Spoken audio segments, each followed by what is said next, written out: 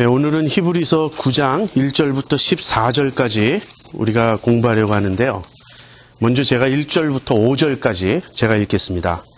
첫 언약에도 섬기는 예법과 세상에 속한 성소가 있더라. 예비한 첫 장막이 있고 그 안에 등대와 상과 진설병이 있으니 이는 성소라 일컫고, 또 둘째 휘장 뒤에 있는 장막을 지성소라 일컫나니 금향로와 사면을 금으로 싼 언약궤가 있고 그 안에 만나를 담은 금 항아리와 아론의 쌍난 지팡이와 언약의 비석들이 있고 그 위에 속죄소를 덮는 영광의 그룹들이 있으니 이것들에 관하여는 이제 낱낱이 말할 수 없노라. 예, 제가 그 서론에 잠시 이렇게 좀 곁다리 설명을 좀 적어 놓았습니다. 유대인들이 가장 소중히 여겼던 신앙의 두 기둥은 성전과 율법이었습니다. 그런데 이 성전과 율법이 다 그리스도 안에서 완성되죠. 유대교가 완성된 것이 기독교입니다. 그래서 이 성전과 율법을 유대인들은 생명처럼 소중히 여겼지만 신약의 그리스도인들은, 신약의 성도들은 성전과 율법에 더 이상 연연하지 않았어요. 이제 그러한 변화가 우리가 성경을 읽어보면 일어나는데, 그 중에서 바울은 율법에 초점을 맞추어서 설명을 합니다. 즉 율법이 그리스도 안에서 완성되었다. 율법은 갈라디아서 3장에 보면 장차 그리스도가 오기까지 또는 믿음이 오기까지만 몽학 선생의 역할을 했을 뿐이라고. 유대인들은 그 점을 이해하지 못했어요. 유대인들은 율법이 구원을 주는 것이라고 생각을 했습니다. 바울은 율법은 구원을 주시는 그리스도에게로 우리를 인도하는 것이지 율법 자체가 구원을 줄 수 없다고 말합니다. 왜 그렇죠? 율법이 문제가 있나요? 그것이 아니고 우리가 문제이기 때문에 그래요. 율법은 하나님의 선하시고 거룩하시고 의로우신 뜻을 보여주는 것인데 아무도 율법을 지킬 수가 없어요. 우리들 타락한 인간의 본성이 율법을 지킬 수 없기 때문에 율법은 구원의 길이 될 수 없습니다. 그래서 유대인들이 그처럼 사랑하고 소중히 여겼던 율법이지만 율법이 구원의 길로 생각한다면 그것은 멸망에 이르는 것이에요. 오히려 율법은 우리를 그리스도에게로 인도하는 몽학 선생이 되고 그리스도 안에서 완성되는 것입니다. 그런데 히브리서의 저자는 그 강조점이 율법 쪽이 아니고요, 성전 쪽입니다. 성전의 그 제사 제도, 그냥 아론의 제사장직과 성전의 제사 제도가 유대인들은 그것을 생명처럼 소중히 여겼지만 사실은 그리스도 안에서 완성된 것이고 그리스도를 가리키는 모형과 그림자일 뿐이라는 거예요. 지금 히브리서의 주제는 그리스도의 탁월성입니다. 히브리서의 독자들은 유대교에서 기독교로 이렇게 그리스도인들이 된 유대인 그리스도인들이었어요. 그런데 이제 기독교가 탄압을 받게 되자 다시 유대교로 되돌아가려는 그 유혹을 받고 있었죠. 그래서 그들이 배교할 것을 염려한 나머지 히브리서의 저자가 이 본서신을 쓴 것입니다. 그래서 본서의 내용은 그리스도의 탁월성입니다. 그리스도는 구약의 모든 인물, 모든 제도보다 우월하시다는 거예요. 우리가 1장부터 쭉 그 내용을 살폈죠. 선지자들, 천사들, 모세, 여호수아, 이들보다도 더 우월하시고요. 마지막으로는 이제 가장 중심되는 내용이 아론의 제사장직보다 더 우월한 멜기세덱의 반차를 좇은 제사장직을 가지셨고, 성막, 그 구약의 그 성막과 그 안에서 행해진 모든 제사 제도를 완성시키신 분이라고. 그래서 우리가 또 다르게 표현한다면요, 율법의 이 도덕법 쪽을 바울이 주로 다루었다면 히브리서는 율법의 의식법 또는 정결법 쪽을 주로 다루었다. 우리가 이렇게 말할 수 있겠습니다. 아무튼 히브리서의 저자는 그리스도께서 참된 대제사장으로서 구약의 제사 제도를 완성하셨음을 보여줍니다. 그것이 8장부터의 본격적인 내용인데요. 8장은 서론이라고 지난주에 제가 말씀을 드렸고, 그 다음에 이제 9장부터 이제 10장 18절까지 더 상세한 설명이 뒤따르는데, 오늘은 그 중에서 9장 1절부터 14절까지 특별히 그리스도의 대제사장적 사역과 성소에 관한 부분을 함께 공부하도록 하겠습니다. 이 부분은 크게 둘로 나눌 수 있어요. 첫째는 1절부터 10절까지로 지상의 성소에 대한 설명입니다. 과거에 이제 특별히 여기 저자는 이 성전, 돌로 지어진 성전보다는 광야 시대 최초로 모세가 세운 그 광야 시대의 그 장막, 성막을 영어로 태버너클이라고 그러죠. 염두에 두고 이 설명을 해가요.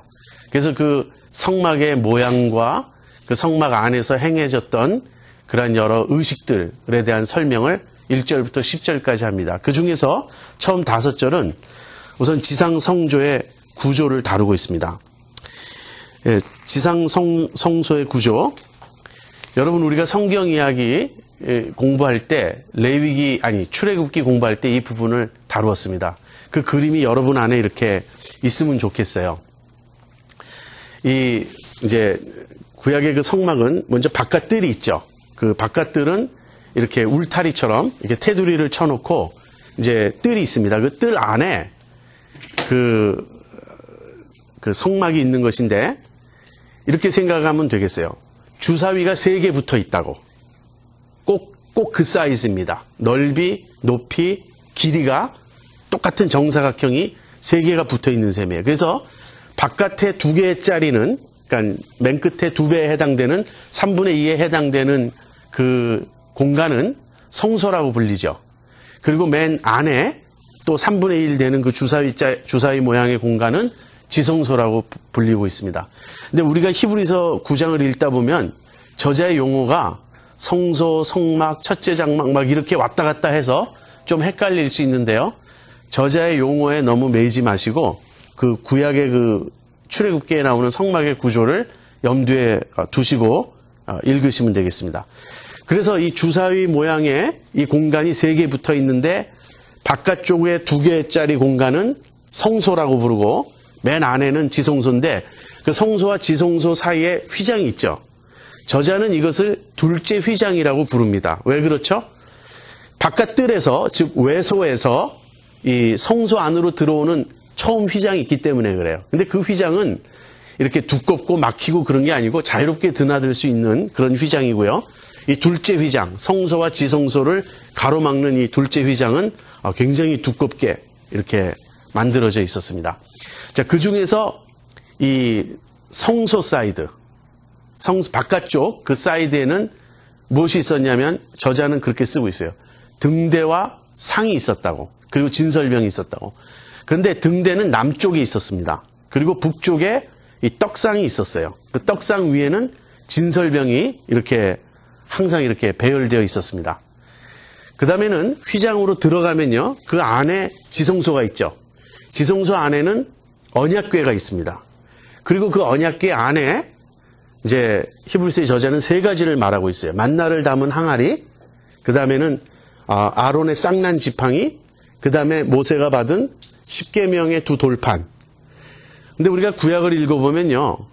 분명히 이 3가지가 다 언약궤에 있다고 되어 있기도 하고 그 다음에는 또 그 돌판 외에는 아무것도 없다고 되어 있기도 합니다. 이런 게 조금 헷갈리는데 처음에는 언약궤만 있었어요. 그런데 이제 만나를 주신 후에는 만나도 담아서 넣으라 그랬고 그 다음에는 아론의 쌍난 지팡이도 넣어두라고 하셨습니다. 그런데 세월이 흐르는 중에 돌판만 남고 나머지는 없어졌어요. 아마도 추측이겠지만 여러분 사무엘상을 읽어보시면 이스라엘과 블레셋이 싸울 때 언약궤를 뺏기는 일이 일어나죠. 그때 없어지지 않았나 그렇게 학자들은 추측하기도 합니다. 그래서 이런 내용이 구약과 조금 다르게 느껴진다 할지라도 크게 개의할 필요가 없다는 거예요. 전체적으로 맞기 때문에 그렇습니다. 그런데 그 언약궤가 있고 그 안에 이제 그런 내용물이 있고 언약궤를 덮는 뚜껑이 있죠. 그 뚜껑을 영어로는 mercy seat, 자비의 자리. 근데 우리말로는 속죄 소라고 부릅니다. 근데 또 시은 소라고 부르기도 해요. 그래서 그 언약궤 그 뚜껑이 가장 중요한 자리입니다. 그 뚜껑은 이 그룹이라고 하는 2 천사가 날개를 펴고 서로 마주한 모양으로 이렇게 조각되어 있어요. 그런데 그 중앙 두 그룹 천사가 날개를 펴고 마주보고 있는 그 가운데 언약궤 뚜껑 위에 하나님의 임재가, 하나님의 그 presence가 가시적으로 임했다는 거예요. 그것을 히브리인들은 쉐키나라고 불렀습니다. 쉐키나는 하나님의 영광인데 그 가시적으로 임재하고 계셨다는 건 무슨 말이냐면 구름이 이렇게 자욱하게 낀 형태로 있었습니다. 하나님의 임재를 보여주는 이 하나님의 영광은 이 폭풍우를 몰고 오는 그런 구름의 형상이에요. 여러분이 에스겔 1장을 읽어보시면 선지자 에스겔이 그 바벨론의 그발 강가에 가서 거기서 북쪽으로부터 폭풍우 구름이 막 몰려오는 것을 봅니다. 그런데 그 폭풍우 구름 안에 불이 번쩍번쩍이고요. 거기서 빛을 발해요. 이것이 구약의 광야를 인도하던 구름기둥과 불기둥이에요. 그러니까 구름이, 자욱한 구름이 이 평소에 성막 위에 뒤덮고 있고 특별히 그 지성소에 언약궤 뚜껑 위에 자리 잡고 있다가 이것이 낮에는 그냥 구름의 모양으로 인도를 하고요. 밤에는 그 구름 안에서 환한 불빛이 이렇게 번쩍거리는 불과 광채가 이렇게 솟아나오는 거예요.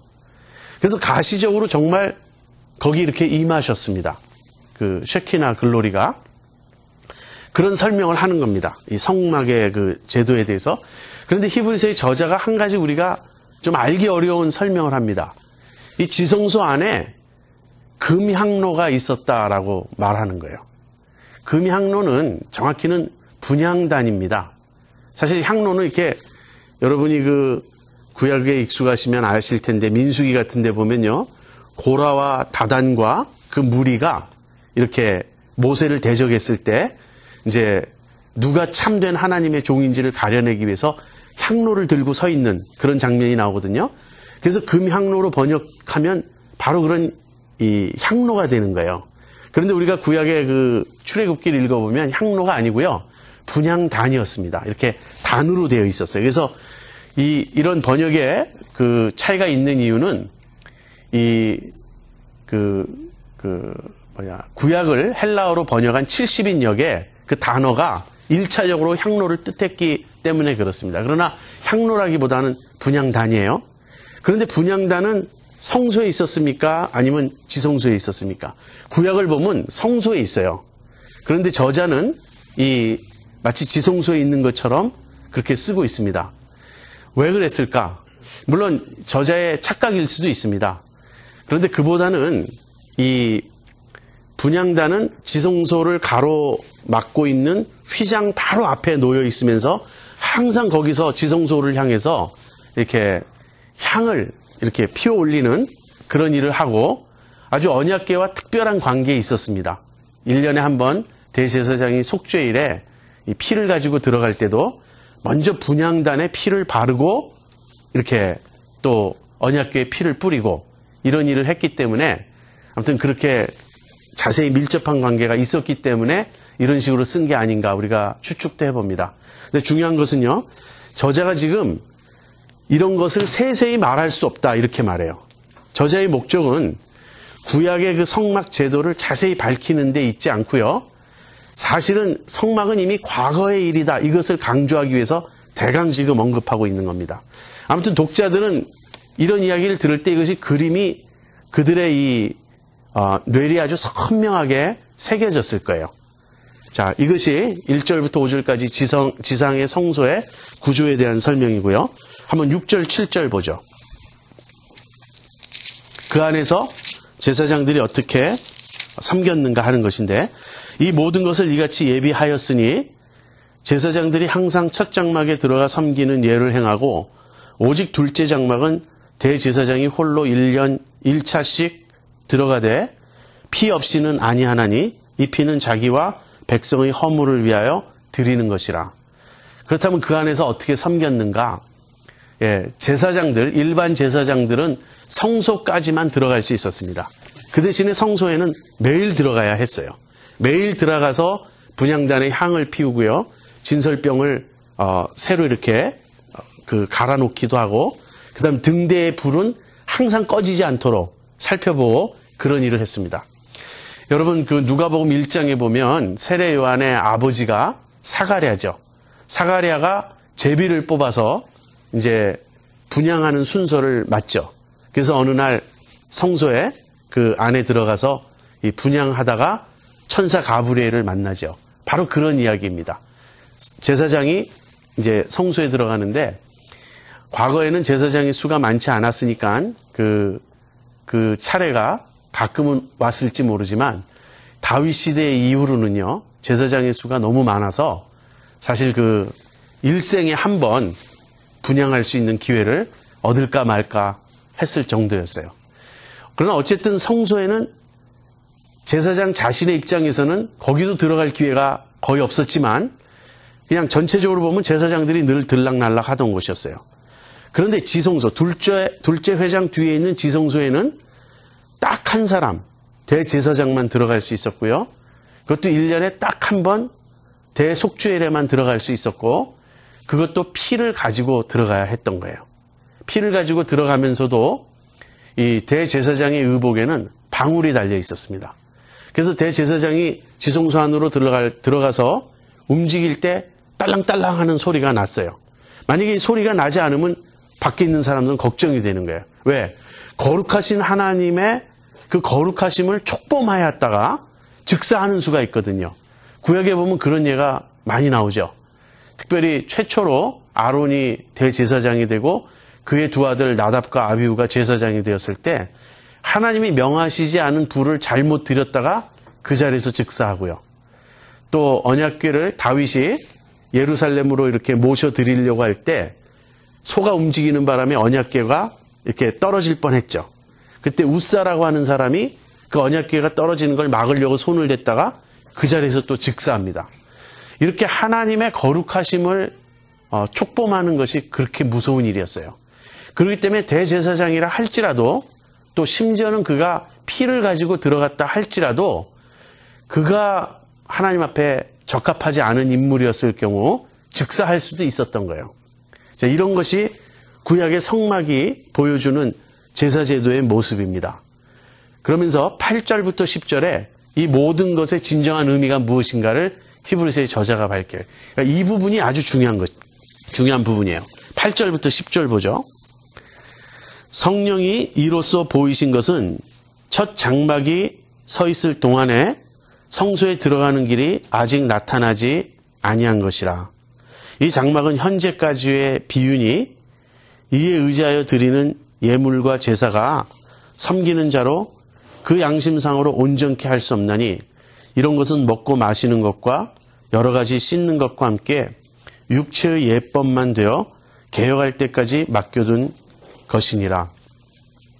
여기 아주 중요한 말이 있습니다. 이 앞부분에 대해서는 모든 유대인들이 동의했을 거예요. 아, 성소는 그렇게 이루어져 있고 성소에서 행해지던 예법은 그런 것이었다고. 그런데 결론이 다릅니다. 구약의 이스라엘 백성들 또는 예수님 당시의 유대인들까지도 이 모든 성막 제도를 어떻게 보았냐면 우리에게만 유일하신 창조주 하나님을 모실 수 있는 특권이 있다. 성소는 의미가 그거예요. 하나님이 내가 내 이름을 거기에 두겠다. 그뿐 아니라 내가 너희와 함께하겠다. 하나님의 임재를 두시는 장소입니다. 세상에 어느 민족이 그 하늘과 땅도 하늘의 하늘도 모실 수 없는 하나님을 그들 가운데 모실 수 있습니까? 그러니까 유대인들의 그 인식은 어떤 것이냐면 성소를 볼 때 하나님이 우리와 함께 계시다는 거예요. 그리고 대제사장을 통해서 하나님께 나아갈 수 있는 특권이 자기들에게 있다고 생각했습니다. 이 율법이 구원을 얻을 수 있다고 생각하는 구원의 길이라고 생각한 것과 같은 사고방식이에요. 성막은 하나님을 우리가 모시고 있고 하나님께 우리가 나아가는 길이 된다고 생각한 것입니다. 근데 히브리서의 저자는 거꾸로 결론을 내려요. 성령이 이로써 보이신 것은 첫 장막이 서 있을 동안에 성소에 들어가는 길이 아직 나타나지 아니한 것이라. 이 성막 제도가 보여주는 것은 무엇이냐면 하나님께 나아가는 것이 불가능함을 보여준다는 것이에요. 자, 어느 쪽이 맞는 결론일까요? 둘 다 맞아요. 유대인들은 무엇과 자기 자신들을 비교했냐면 이방인들과 자기 자신들을 비교했습니다. 이방인들은 참 하나님을 몰랐죠. 우상을 섬기고 그랬죠. 그러니까 우상을 섬기는 이방인에 비해서 그들은 율법을 통해 참 하나님을 알았습니다. 그들은 하나님을 자기들 마음대로 상상해서, 그러니까 우상이죠. 나무나 돌로 조각하고 새겨서 그런 우상의 형상을 만들어 놓고요. 자기들이 생각한 방식으로 그 우상을 섬겼습니다. 그래서 특별히 그 모압의 그 이스라엘 주변 국가 중에 모압에는요, 그 몰렉이라는 그 우상을 섬겼는데요. 그 섬기는 방식 중에 하나는 자기 아들을 불살라서 바치거나 또는 불 가운데로 지나게 하는 그런 제사법이 있었습니다. 왜 그랬을까요? 그것은 하나님을 모르기 때문에 자기들이 생각한 방식으로 제사를 드린 것인데, 우상들은 정성을 보여서, 우리가 어떤 갸륵한 정성을 보여서 그 마음을 감동케 해야 우리의 소원을 들어준다, 그런 사고방식이 깔려있기 때문입니다. 그래서 가장 큰 희생이 무엇이죠? 자기 아들을 불살라 바치는 거예요. 그런데 구약을 읽어보면요, 그런 못된 풍습을 이스라엘의 왕들도 본받는 경우가 있었던 거예요.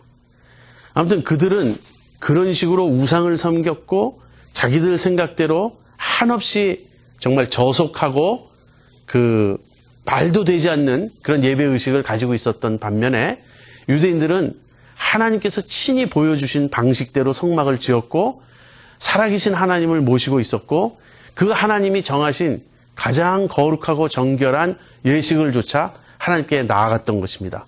그래서 이방인들과 비교해 보면요, 이것은 구약의 영광이에요. 여러분, 구약을 보실 때도 영광을 볼 수 있어야 됩니다. 구약은 폐지된 것도 아니고요,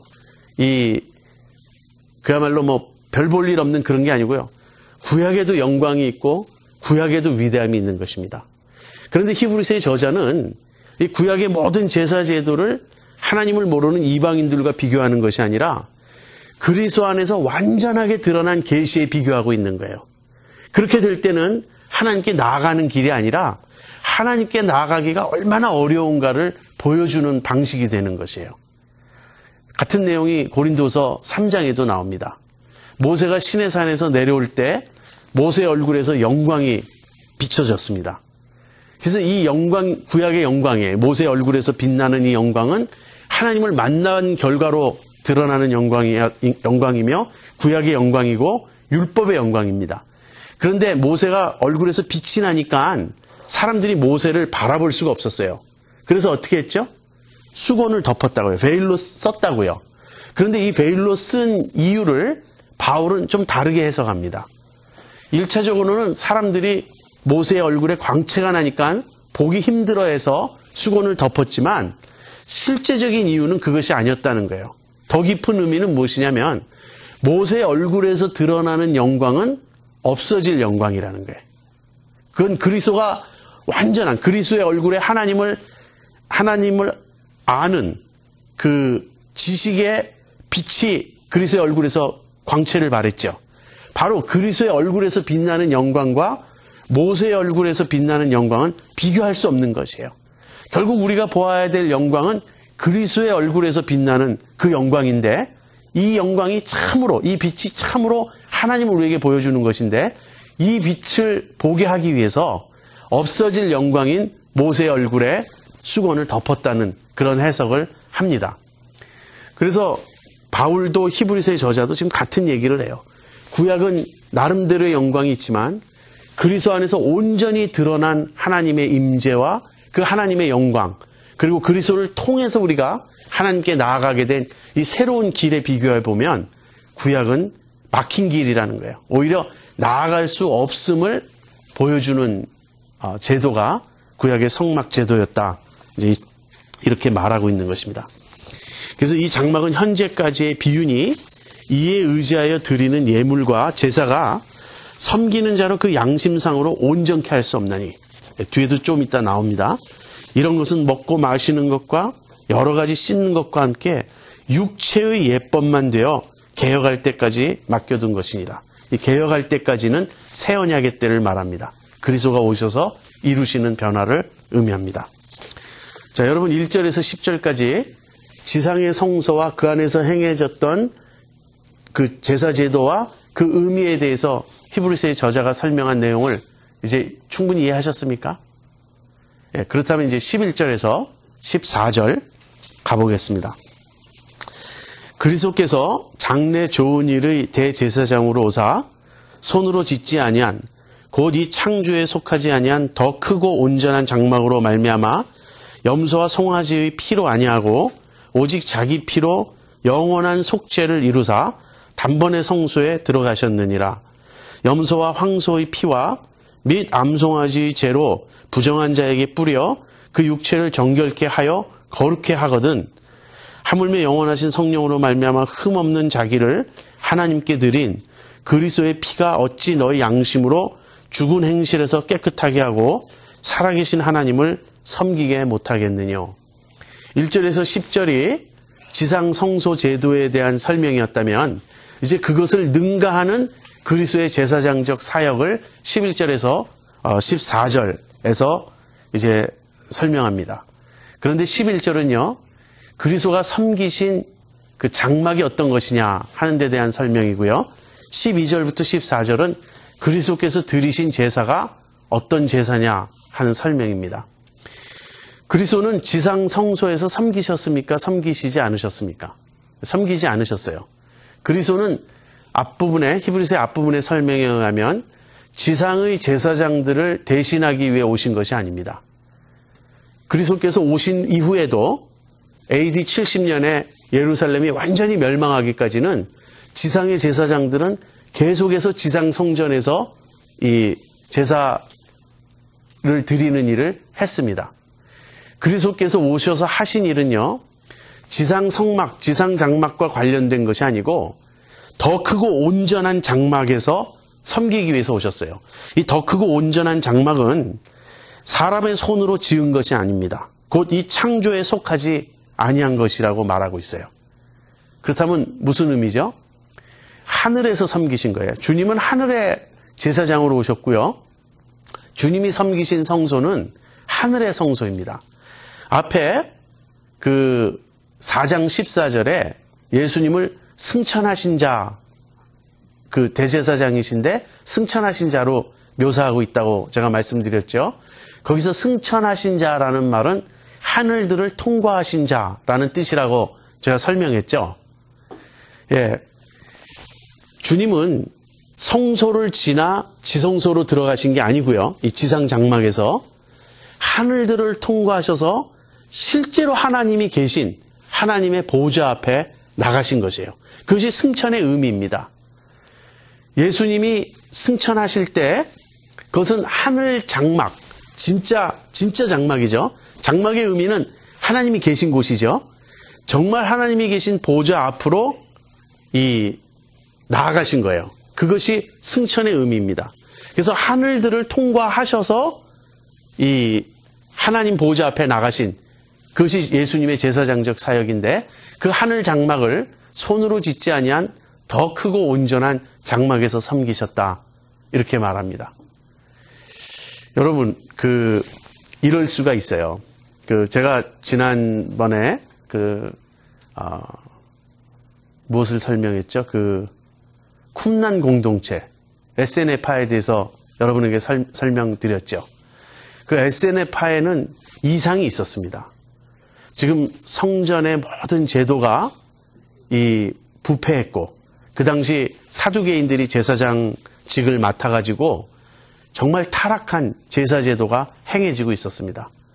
그래서 성전 제도가 부패하고 타락했고, 그 다음에 이방인들에 의해서 막 이 땅이 더러워지고 하는 그러한 암울한 상황에서 SNF파들이 꿈꾸었던 건요, 메시아가, 그들이 꿈꿨던 메시아는 제사장으로서의 메시아입니다. 특별히 사독 계열의 제사장이 오셔가지고 그 성전의 모든 제사 제도를 완벽하게 이렇게 회복할 것을 꿈꾸었습니다.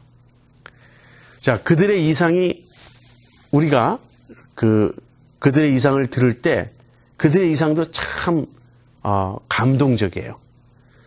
여러분, 구약 성도들의 그 순수한 신앙의 열정을 우리가 절대 과소평가해서는 안 됩니다. 우리가 율법을 말할 때 율법이 그리스도 안에서 완성되었고 이제는 율법으로 구원받는 것이 아니고 이런 말을 하면 율법을 깔보기가 쉽습니다. 그러나 시편 119편을 한번 읽어보세요. 경건한 유대인들이 율법을 얼마나 열망하고 사모했는지. 마찬가지로 경건한 유대인들은 성전에 대한 정말 깊은 앙망하는, 그리워하고 사모하는 그런 마음이 있었습니다. 시편 곳곳에 나타나요. 나의 평생 여호와의 전에 거하며 그 전에서 그 아름다움을 앙망하는 것. 그것이 내게 있는 한 가지 소원이라고 시편 27편에서 말하기도 하죠. 또 멀리 이렇게 예루살렘에서 떨어진 곳에 거하는 사람이 성전에서 하나님을 예배하던 그날을 그리워하는 그런 묘사도 있습니다. 그래서 이 에세네파는 그렇게 꿈꾸었어요. 지상에 정말 깨끗한 온전한 성전이 다시 서고 성막이 서고 사독계열의 온전한 제사장 메시아가 오셔서 이 모든 제사 제도를 개혁하고 완벽하게 드리는 제사 드리는 그러한 시절이 올 것을. 그것은 굉장히 감동적이고 아름다운 이상입니다. 그런데 누군가 와서 이런 말을 하는 거예요. 다 좋다고. 그러나 그것은 여전히 모형이라고. 왜 그 모든 것이 필요했냐고. 그 모든 것은 실제 우리가 하나님 만나기 위해서 보여주는 표지라고. 실제 예수님이 오셔서 우리를 하나님 보좌 앞으로 인도하는데, 하늘에 계신 그분의 보좌 앞으로 인도하는데 왜 그 모든 지상에서의 제사제도와 성막과 이 모든 것이 완성되어야 되고 다시 필요하냐고. 여러분 그렇지 않습니까? 저는요, 이런 사실을 묵상할 때 제 자신이 빠지는 오류를 제가 종종 경험합니다. 저는 신학책을 읽는 게 참 즐거워요. 그것은 저한테 부담이라기보다는 기쁨입니다. 그런데 신학을 왜 공부하죠, 우리가? 신학을 공부하는 목적은 하나님을 알기 위함이에요. 빠지는 오류는 무엇이냐면요, 여러 신학자들의 신학 이론을 좋아하게 된다는 거예요. 누구는 이렇게 말했고 누구는 이렇게 말했고, 그래서 신학이라고 하는 어떤 그 학문 체계 속에 이렇게 빠져들어가면서 좀 더 정교한 설명, 좀 더 이렇게 탄탄한 어떤 신학적 구조, 이건 다 무엇을 의미하냐면요, 표지를 사랑하는 거예요. 내가 고향을 그리워하는데 고향으로 갈 수 있게 인도해주는 표지가 곳곳에 있으면 그 표지가 얼마나 반갑습니까? 그래, 여기를 따라가면 내가 그토록 그리워하는 어머니가 계신 우리 집이 나올 거야. 조금만 더 가면 고향 마을이 나올 거야. 그러니까 그 고향에 계신 어머니를, 그 집을 사모하기 때문에 표지가 반가운 것 아닙니까? 그런데 표지와의 사랑에 빠지는 사람들이 있어요. 표지가 너무 좋아서 표지 모으는데 일생을 소비합니다. 집에 갈 생각은 하지 않고. 집에 가면 표지는 끝난 거예요. 우리가 하나님 앞에 가게 되면 우리의 모든 신학 이론은 다 사라질 것입니다. 살아계신 하나님을 만나는데요. 지금 구약에 빠진 사람들, 구약에 매여 있는 사람들은 그런 격이라는 거예요. 더 크고 온전한 장막, 사람의 손으로 짓지 않고 이 창조에 속하지 않은 진짜 하늘을 통과하셔서 하나님 보좌 앞에 가신 그리스도가 우리에게 계신데 왜 유대교로 되돌아가려느냐 하는 것입니다. 여러분들도 표지와의 사랑에 빠져 계시진 않습니까? 신앙생활 하다 보면요, 그런 경우가 있어요. 우리가 하나님 그분을 찾기보다는 그분을 보여주는 표지들에 감동한 나머지 표지에 머물면서 표지를 고집하는 그런 수가 있습니다. 이것은 우리들이 거의 대부분 다 빠지는 함정입니다. 아무튼 그래서는 안 되겠어요. 그래서 우리가 여기서 배워야 될 교훈이 있다면요, 이제 그리스도께서 하나님 앞으로 나아가는 그 길을 열어주셨으니까 이제 온전한 그 길로 가자는 거예요. 우리가 성경 공부를 하는 목적이 무엇이죠? 역시 하나님을 알기 위함이에요. 근데 성경을 공부하는 자체를 좋아하고 성경 지식을 쌓아가는 그 자체가 목적이 된다면 여전히 표지에 머무는 것입니다. 여러분은 하나님을 정말 만나고 경험하고자 하는 그런 신앙생활을 하고 계십니까? 자, 그래서 이제 주님이 섬기신 장막은 손으로 짓지 아니한 하늘 성전이다. 이런 이야기를 하고요. 그 다음 12절에서 14절에서는 그렇다면 주님이 거기서 어떤 제사를 드리셨느냐 하는 것입니다. 주님은 염소와 황소의 피로 드리는 제사가 아니고요. 또 거기 보면 암송아지 죄로 부정한 자에게 뿌려라는 말이 나오죠. 이것은 민수기 19장에 부정을 씻는 물에 대한 언급입니다. 민수기 19장에 가보면 이 붉은 암소를 불태워가지고 그 죄를 가지고 이 부정한 자들에게 뿌리는 물을 만들었습니다. 이때 부정하다는 건요, 부정한 물건이나 어떤 그런 것에 접촉해서 접촉으로 인해서 부정해진 사람들이에요. 구약에 보면은 뭐 죽은 시체에 접촉한다든지 뭐 그런 접촉에 의해서 부정해지잖아요. 그 부정을 씻는 물을 만들도록 했습니다. 그래서 붉은 암송아지를 불태워서 그 죄를 모아가지고 물에 타가지고요.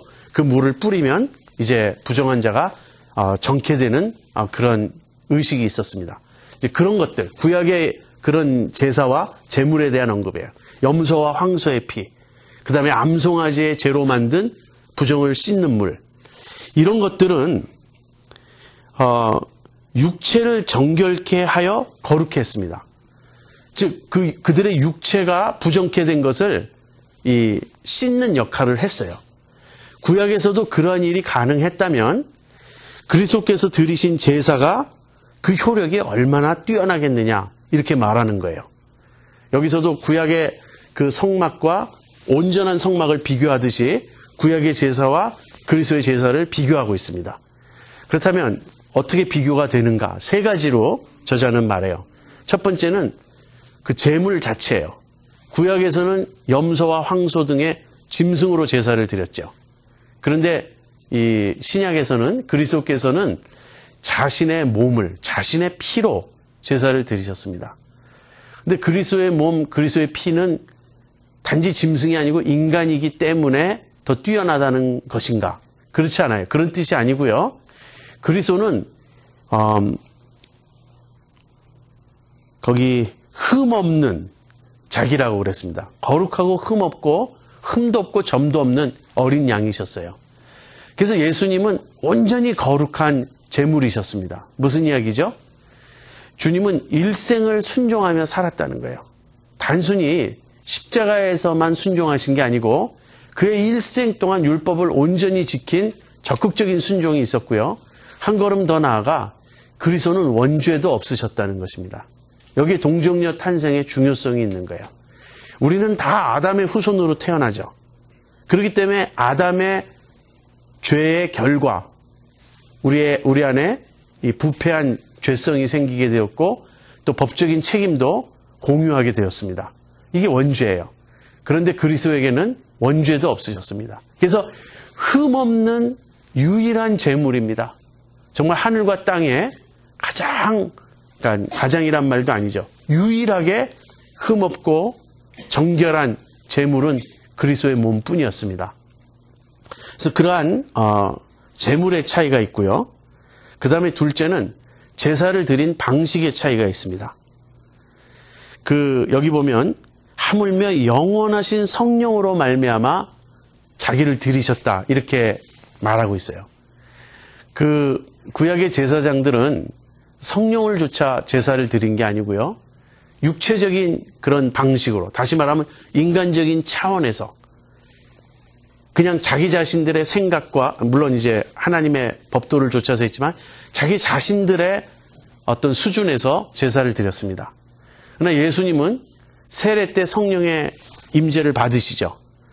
그 이후에 모든 사역은 하나님의 성령에 이끌려서 모든 일을 하셨어요. 그래서 제사를 드린 방식의 차이가 있습니다. 구약의 제사장들이 육체를 조차 제사를 드렸다면 예수님은 영원하신 성령의 능력으로 자신을 드리셨다. 이렇게 표현되고 있습니다. 그 다음에 세 번째는요. 이것이 제일 중요하겠죠. 그 효력이에요. 효력에 있어서 차이가 있습니다. 구약의 제사는 결론적으로는요. 우리 양심으로 죽은 행실에서 깨끗하게 할 수 없어요. 그 말이 위에도 나오죠. 9절에 보면 그 양심상으로 온전케 할 수 없다. 그랬습니다. 그런데 구약의 제사로는 우리가 그 죽은 행실에서 우리 양심을 깨끗게 할 수 없는데 여기서 죽은 행실이란 말은 죄라는 뜻입니다. 죽음으로 이끄는 행실들, 즉 죄예요. 우리가 죄로부터 우리 양심이 깨끗해질 수 없다는 거예요. 그 구약의 제사를 통해서는. 왜 그렇죠? 아니 짐승의 피가 어떻게 인간의 죄를 속할 수 있습니까? 그럴 수가 없어요. 그런데 그리스도의 피는요. 우리 양심을 죽은 행실에서 깨끗하게 하고 살아계신 하나님을 섬기게 할 수 있다는 것입니다. 여러분, 우리 양심이 깨끗해진다는 말에는 두 가지 의미가 있을 수 있습니다. 하나는요, 양심 자체가 죽어 있는 양심이 있고요, 양심 자체가 살아있는 양심이 있습니다. 양심이 죽어 있다는 말은 죄의식이 없고 죄에 대해 무감각해져 있고 그래서 하나님의 옳고 그름의 기준에 대해서 관심도 없고 알지도 못하는 그런 양심입니다. 그 양심이 깨어나고 살아나야 돼요. 어떻게 살아날 수 있죠? 그건 성령의 능력으로만 가능합니다. 우리가 거듭난다, 중생한다는 말은요. 바로 우리의 죽어있던 양심이 깨어나는 걸 의미합니다. 결국은 우리 안에 새 영, 새 마음을 주신다는 그 의미예요. 우리의 양심이 먼저 이렇게 성령으로 말미암아 깨어나게 되면 어떠한 모습을 보이게 되죠? 죄의식에 차게 되는 거예요. 죄가 무엇인지를 분명히 알게 되고 죄로 인해 애통해하고 괴로워하게 된다는 거예요. 그래서 일단 성령께서 우리의 무뎌진 양심을 새롭게 하고 죽은 양심을 살리시고 이 양심 자체가 변화되어 새로워지는 역사가 일어나야 됩니다. 그렇지 않으면 이 모든 이야기가 소용이 없어요. 우리가 전도할 때 제일 힘든 것은 사람들이 그리스도가 구원의 길입니다. 우리가 이렇게 말할 때 왜 내가 구원받아야 되느냐 이런 반응을 하는 것이에요. 즉 사람들은 자기 자신들을 죄인이라고 생각지 않는다는 거예요. 여러분 죄를 많이 지었다고 생각되는 사람들은 자기가 죄인임을 인정할까요? 거의 그렇지 않습니다. 남을 죽인 자라도 이유가 있고 핑계가 있고 자기의 행동은 나름대로 타당했다고 설명합니다. 사기를 친 사람도 마찬가지고요. 자기가 피해를 당했을 때는 그 일을 행한 사람이 세상에 죽일 놈이 되지만 자기가 그 일을 한 경우에는요. 사실 그걸 잘 못 느낍니다. 그것이 인간의 죄성의 문제예요. 그런데 성령으로 말미암아 우리 죽은 양심이 살아나게 되면 어떤 결과가 있냐면 그 죄에 대해서 강렬한 그런 의식에 사로잡히는 거예요. 죄책감에 시달리고 죄의식을 느끼게 되는 것이죠. 자, 그런데 히브리서의 저자가 이야기하는 것은 지금 그 차원이 아닙니다. 그렇게 해서 살아난 양심은 무엇을 요구하죠? 참으로 자기 죄로부터 벗어나기를 원하게 돼요. 참으로 자기 죄로부터 양심이 깨끗해지기를 원하게 됩니다. 그런데 짐승 제사를 아무리 드려도 그럴 수 없어요. 그 양심의 깨끗함을 얻을 수가 없습니다. 그래서 우리의 양심이 정말 깨끗해질 수 있는 유일한 길, 죽은 행실로부터 벗어날 수 있는 유일한 길은 그리스도의 보혈뿐이라는 거예요. 그런데 사실 우리는 이 점을 좀 심각하게 생각해야 됩니다. 우리가 이제 천주교와 우리와 이 점에서 교리가 좀 다른데요. 천주교는 이 페넌스라 그래서 이 고해 성사라는 게 있죠. 그런데 이 말로만 고해할 뿐 아니라 때때로 신부가 그 이제 교인에게 고해적인 어떤 일을 맡길 때가 있습니다. 그런 어떤 고해를 직접 하도록 그런 어떤 속죄의 의식을 치르도록 할 경우가 있어요. 여러분 영화 미션이라고 보셨습니까? 그 영화는 우리 그리스도인들이 꼭 한번 보아야 될 영화입니다. 그냥 재미와 영화 자체의 관점에서도 뛰어난 영화지만 신학적으로 우리로 하여금 많은 생각을 하게 하는 영화예요. 거기 주인공이 이제 로버트 데니로가 그 주연으로 나오는데요. 이제 자기 애인을 자기 동생이 이렇게 동생과 애인이 이제 부정을 저질러요. 그 사실을 알고 나서 동생과 칼싸움을 벌이다가 동생을 찔러 죽입니다. 그리고 그 마음이 얼마나 이 흉폭해지고 잔인해지고 이 냉혹해졌는지 몰라요. 그런데 이 신부가 찾아가서 그 사람에게 일깨워요. 그 죽은 양심을. 근데 그 사람이 드디어 자기 잘못을 깨닫고 통에 자복하게 되자 뭐 그 양심이 괴로워서 어쩔 수가 없어요. 그러자 그 신부가 고해하는 길을 이렇게 가르쳐 줍니다. 그건 뭐냐면 그가 지금까지 썼던 모든 무기와 갑옷과 이런 것들, 그것을 전부 이렇게 큰 그 그물자루에다 넣어서 묶었어요. 지금까지 이 모든 것은 이 사람이 잔인하게 사람을 죽이고 싸우고 전쟁할 때 썼던 그런 도구들이에요. 그거를 엄청 무거운 그거를 쥐군요.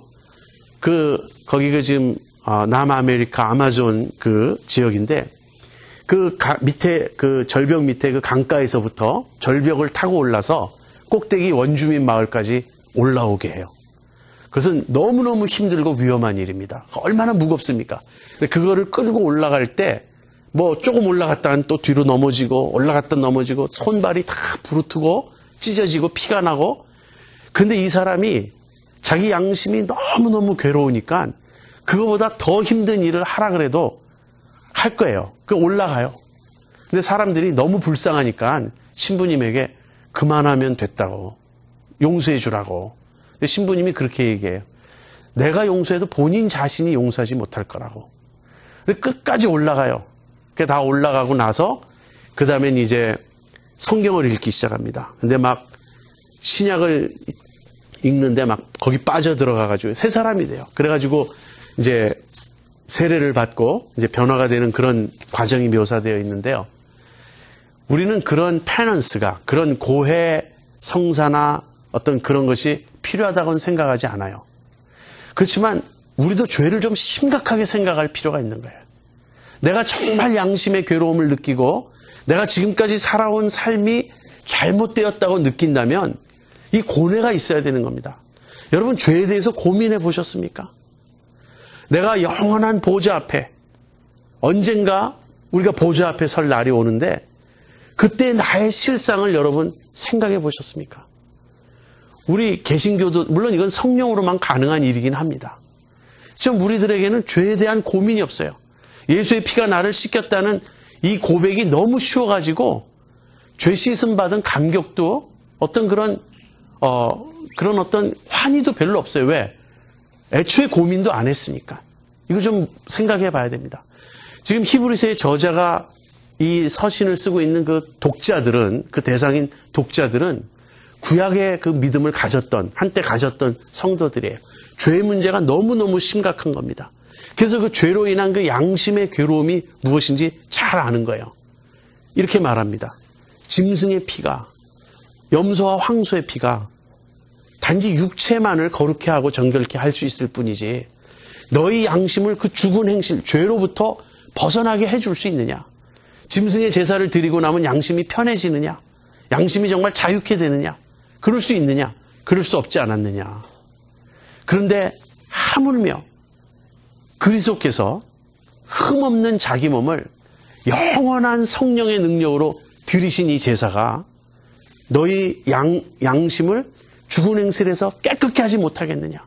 즉 내 양심이 편안해질 수 있는 유일한 길은 그 라버트 디니로처럼 큰 무기 자루를 이끌고 절벽에 올라간다고 해결된 문제가 아닙니다. 그리스도의 보혈만이 우리를 깨끗게 할 수 있어요.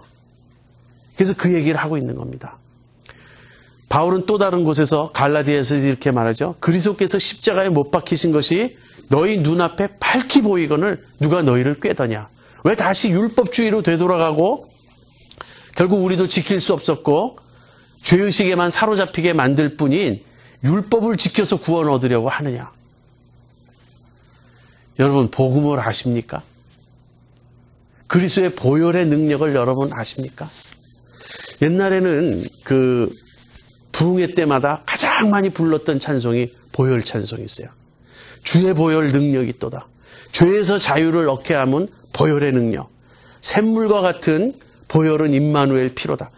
그래서 이 보혈 찬송을 부르면서 성도들이 너무너무 은혜를 받았습니다. 은혜를 받았다는 건 뭐죠? 그들의 양심이 비로소 자유를 얻는 거예요. 내가 용서함 받았다. 예수님의 피로 내가 깨끗이 씻김을 받았다. 그래서 하나님과 화목하게 되었다. 이제 하나님이 나를 용납해 주셨다. 이 감동, 이 감격이 있었던 것입니다. 이것이 복음입니다. 우리는 요즘에 그런 감격을 많이 잃어버렸어요. 우리도 이 복음에 둔감해지면 두 가지 현상이 일어나요. 첫째는 죄를 심상히 여기는, 죄에 대해서 무덤덤해지는 그런 모습입니다. 이것을 반율법주의라 그래요. 뭐 다 구원 받았는데, 내가 다 내 죄 문제는 갈보리에서 다 해결됐는데, 이렇게 생각하면서 죄를 아주 가볍게 생각합니다. 속으로 남을 미워하는 일도 너무 쉽게 해요. 불평도 너무 쉽게 말합니다. 사실 경건한 하나님의 사람들이 볼 때는 너무너무 육에 속하 있는 모습을 우리가 가지고 있으면서도 별로 개의치 않아요. 교회마다 직분 얻는 것이 아주 그 큰 이슈예요. 왜 그렇게 직분을 원하는지 모르겠어요. 집사 되고 안수 집사 되고 장로 되고 권사 되고 이런 게 그렇게 중요합니까? 경건이 무엇인지를 모르면 항상 외적인 것에 빠지게 되어 있습니다. 정말 주님을 알고 나면요. 누가 시켜주겠다 그래도 두려워 떨어야 됩니다. 난 자격이 없다고. 어떻게 내가 될 수 있냐고. 그리고 그런 사람들을 우린 뽑아야 돼요. 아무튼 복음에 둔감해지면 죄에 대해서 아주 덤덤해지거나요. 아니면 율법주의. 이것을 전자를 반율법주의라고 부르면 후자를 율법주의라고 부르는데요. 내가 뭔가 해서 주님의 용납을 받으려고 하는 겁니다. 이런 경우는 우리는 교리적으로 율법을 지켜서 구원 얻는다고는 말하지 않아요. 이건 너무 명백하게 배웠으니까. 그러나 내면 깊은 곳에 여전히 하나님의 사랑과 용납을 받기 위해서는 내가 율법을 지켜야 한다는 그 사고방식이 남아있는 거예요. 그래서 항상 새벽 기도도 난 일생 빠지지 않았다든지 뭐 이렇게 자기가 정해놓은 율법을 지키고 그렇게 안 지키는 다른 사람을 정죄하고 그래서 율법을 지켰다는 그 의식으로 자기 양심의 편함을 얻으려고 하는데요. 이런 사람들은 평화가 뭔지를 모릅니다. 그래서 율법주의적인 그리스도인들은 항상 이 양미간이 찌푸려져 있고요. 항상 짜증이 있고 원망이 있고 불평이 있고 비난이 있고 비평이 있습니다. 그렇지 않습니까? 성령으로 말미암아 보혈의 능력으로 말미암아 그 양심이 자유케 된 사람들은 참으로 겸손하고 참으로 온유하고 참으로 자유롭고 참으로 하나님과 평화롭게 됩니다. 우리가 복음을 다시 한번 들어야 되겠습니다. 흠없는 자기 몸을 영원한 성령으로 말미암아 들이신 이 그리스도의 제사를 우리에게 주셨어요. 이것을 깨닫는다면 어떻게 구약으로 되돌아갈 수 있겠습니까? 그 성막제도 그 모든 것은 표지판에 불과했던 거예요. 표지판을 사랑해서 실제를 잃어버리겠습니까? 오늘 저와 여러분도 마찬가지입니다. 복음은 한 번 듣고 다 아는 것이 아닙니다. 지식적으로 설명하라면 한 번 듣고 이해하면 머리 좋은 사람은 반복할 수 있어요. 이러이러한 것이 복음이죠. 지적으로. 그런데 내 속사람이 그 복음을 깨닫기 위해서는요. 복음의 능력을 체험하기 위해서는 듣고 또 들어야 됩니다. 그리고 듣고 또 들을수록 복음은 새롭고 신비롭고 자유케 하는 능력을 발휘하는 것입니다. 오늘 우리가 그 복음을 다시 한번 들었는데 여러분과 제게 보혈의 능력이 새롭게 역사하시기를 바랍니다.